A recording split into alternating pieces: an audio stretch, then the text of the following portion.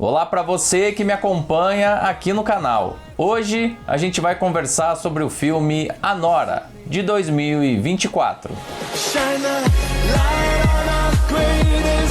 Vencer a Palma de Ouro no Festival de Cannes é por si só um dos maiores reconhecimentos que um filme pode conquistar. O evento francês é amplamente reconhecido como um dos mais importantes do calendário cinematográfico internacional. E nos últimos anos, só vem reforçando a tradição de apontar vários dos filmes que vão chegar muito fortes na temporada de prêmios. Da safra de selecionados em 2024, por exemplo, 3 títulos foram posteriormente indicados ao reconhecimento máximo da Academia: Emília Pérez, A Substância e a obra que a gente está analisando hoje, Anora. I got a kid who wants someone who speaks Russian. You know, Jimmy, the girls and I have been talking, and if your cousin doesn't start showing us some respect, we're not gonna tip out anymore. All right, I'll talk to him. Who are you talking about, the DJ? All right, seriously? He's an asshole. I shared my playlist with him, and he was very rude and dismissive. Anora é uma jovem garota que mora na região do Brooklyn e trabalha como profissional do sexo em clubes noturnos de Nova York. Por influência da família, ela sabe falar russo e por isso mesmo é apresentada a um outro jovem chamado Ivan em uma das noites de trabalho. E o que seria só mais um entre incontáveis clientes acaba evoluindo de forma inesperada. Encantado pela moça, o rapaz passa a contratá-la para encontros particulares, oferecendo quantias altíssimas em dinheiro para passar o tempo com ela. É aí que a gente começa a conhecer um pouco mais desse garoto, cujo apelido é Vânia. Filho de um oligarca russo, ele mora nos Estados Unidos com o objetivo de estudar, mas não está assim tão interessado nessa missão. Ele prefere passar os dias curtindo a mansão da família, jogando videogame e curtindo a vida descompromissadamente. Esse é o universo para o qual a Anora é sugada, uma realidade muito diferente da casa simples na qual ela mora. Até aqui, o filme apresenta uma estrutura muito tradicional de construção de personagens e evolução do arco narrativo. E é inevitável fazer comparações com outros filmes de temática semelhante, principalmente Uma Linda Mulher, de 1990, que se tornou um dos maiores clássicos do gênero, mas também A Bela da Tarde, de 1967, e Noites de Cabiria, de 1957. Todos esses títulos compartilham temas como a divisão de classes, a efemeridade dos relacionamentos e a humanização das trabalhadoras do sexo. I hope you had fun this week. I hope you had fun this week. Oh, I did. You know, we should do it again sometime. Yeah, for sure. O grande ponto de virada acontece quando os dois jovens resolvem se casar em Las Vegas. A Anora para de atender no clube, se muda para a mansão junto com o Vânia e ali eles vivem o que parecia ser o início de uma longa história juntos. Mas é óbvio que isso não ia durar muito, né, gente? Pouco tempo depois, quando a família do menino descobre o que aconteceu, 2 marmanjos são enviados até a mansão com o objetivo de anular aquele casamento. Nesse ponto acontece a cena mais marcante do filme e que na prática concentra a maior parte dos elementos narrativos da história. Em um espaço de tempo de quase meia hora, o espectador compreende de forma muito didática qual é a característica de cada personagem.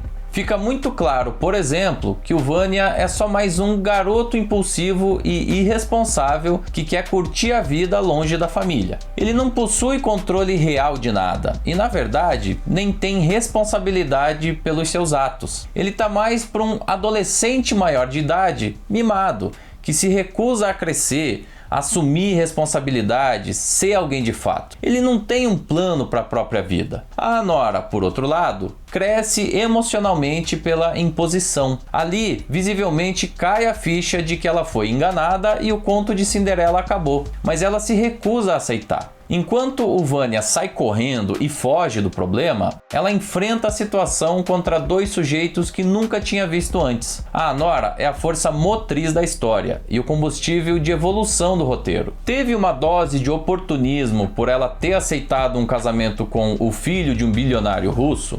Eu até concordo que sim, mas ela não obrigou nem induziu Vânia a propor esse arranjo.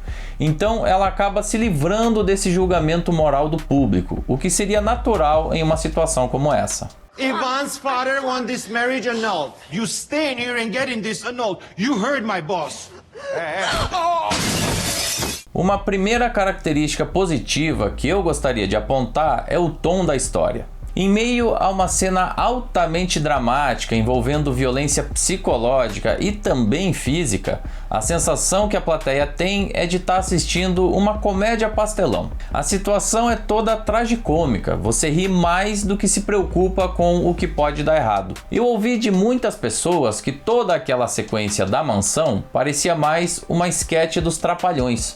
E é essa mesmo a intenção do diretor. Aqueles dois capangas estão ali para consertar as besteiras de um menino que não sabe o que faz. Eles não têm intenção nenhuma de machucar a Nora, até porque eles precisam da colaboração dela para desfazer o casamento. E é tudo feito de um jeito meio atabalhoado, como se eles estivessem indo resolver uma situação qualquer, sem grande importância. Uma missão a mais de tantas outras. Eu vejo essa como uma escolha muito inteligente do diretor Sean Baker, porque assim ele força um contraste entre uma situação séria, que gera consequências sociais e civis para todos os envolvidos, e o pastiche, o absurdo, a irreverência. Aquela situação toda só é tão inacreditável pela falta de responsabilidade e seriedade como ela foi tratada anteriormente. E aí eu me refiro não só ao Vânia, como também aos pais dele, que são ausentes e terceirizam as suas responsabilidades. Um dos melhores momentos do filme acontece quando a Nora confronta os pais do menino,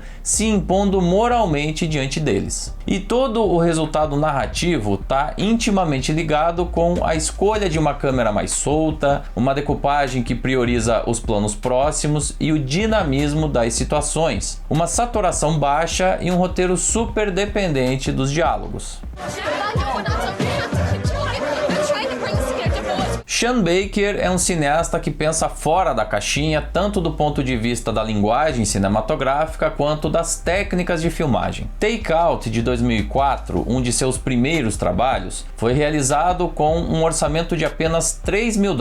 Tangerina, de 2015, utilizou 3 celulares como câmera para baratear os custos de produção e acabou sendo selecionado para o prestigiado Festival de Sundance. E em 2017, já com muito mais estrutura, ele realizou Projeto Flórida, um filme que explicita o contraste entre a América dos Sonhos, representada pelos grandes parques temáticos, e a realidade bem menos maravilhosa do dia a dia da população. Ele é esse cineasta mais rebelde, mais autoral, que usa o contraste visual ou temático para provocar o espectador. E aqui eu acho que ele foi muito bem sucedido de novo. Eu gosto muito do filme, é o tipo de trabalho que tira você da zona de conforto, provoca, te faz discutir sobre a pertinência ou não de determinada escolha. E nenhuma das decisões artísticas dele anula o mais importante, que são os temas abordados. O mais claro deles é a eterna fragilidade do elo mais fraco da corrente. A Nora não consegue ascender socialmente nem quando se casa com um homem muito rico, porque isso não é permitido a ela. A beleza, a inteligência e a perspicácia dela são inócuas, porque não existe a possibilidade de quebrar o sistema.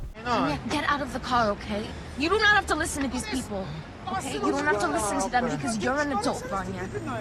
You're an adult, okay? Uma segunda temática que eu absolutamente amei ver na tela foi a crítica que se faz à chamada geração Z, nascida entre o final dos anos 1990 e o início dos anos 2000. O Ivan e a Nora representam essa geração de pessoas em geral dispersas, pouco comprometidas, que acreditam em atalhos e soluções fáceis para as questões da vida. A internet, as redes sociais, o videogame, esse mundo digital é muito mais sedutor, mas não é real. E o raciocínio vale não só para o Vânia, como também para a Nora, porque ao aceitar o casamento, ela realmente acreditou que isso acabaria lidaria com os problemas de vida dela. O rapaz era um cliente com quem ela saiu algumas poucas vezes e teve sim experiências incríveis viabilizadas pelo dinheiro. Sedutor, é claro, mas nada sustentável. Enfim, duas pessoas muito jovens que se frustram por conta desse imediatismo inconsequente.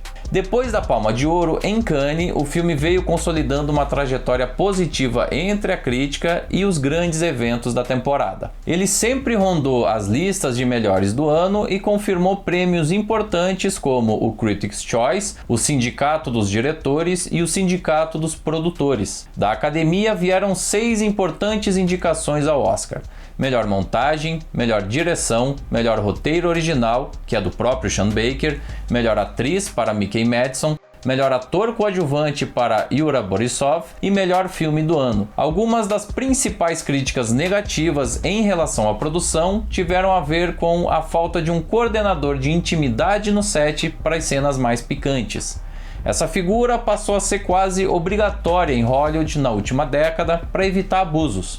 Mas a própria Mickey Madsen explicou que dispensou o profissional. Segundo ela, Sean Baker e a sua esposa Samantha Kwan, que é a produtora, assumiram esse papel de fato e ela se sentiu bem com isso. Those scenes were fun to shoot, and all of the lap dance scenes were very fun to shoot as well. Yeah, because the environment on set, I think, was just very comfortable, and after a little bit, I think I was almost too comfortable. Durante um bom tempo, a Mickey Madsen foi vista como uma das favoritas ao Oscar de melhor atriz por esse filme.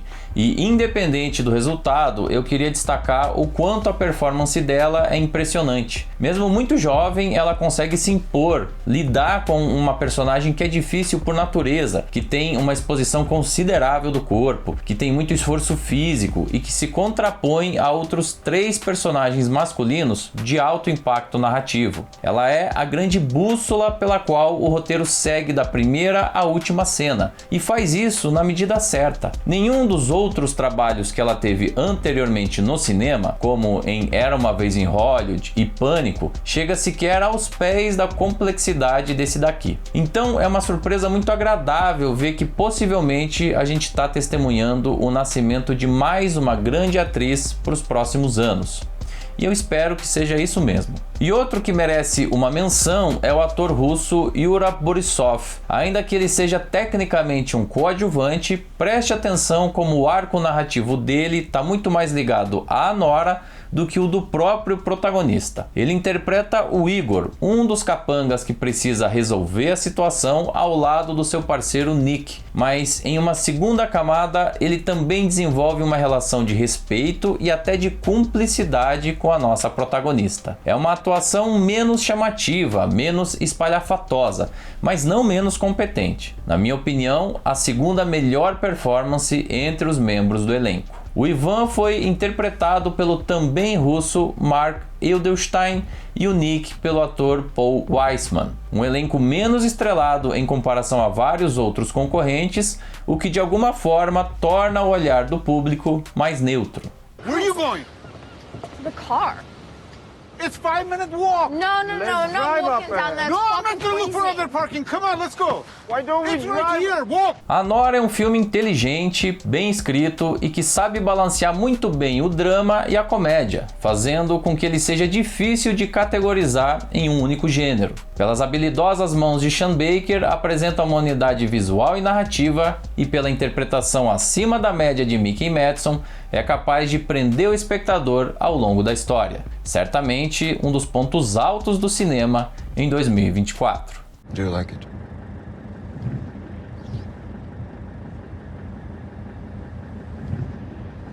E agora eu gostaria de saber o que você achou de A Nora. É realmente um dos grandes filmes do ano? Aproveite para deixar aqui embaixo a sua opinião. Também dá um like, se inscrever no canal e ativar as notificações no sininho. Também vai ser muito bacana se você puder dar uma conferida no nosso programa de membros, que te confere acesso a vantagens exclusivas. A gente segue analisando todos os filmes indicados ao Oscar na categoria principal e é com muito orgulho que eu anuncio que o próximo vídeo vai ser sobre o brasileiro Ainda Estou Aqui. E no domingo, dia 2 de março, eu espero você para a melhor cobertura do Oscar da internet brasileira. É ao vivo aqui no canal. Até lá!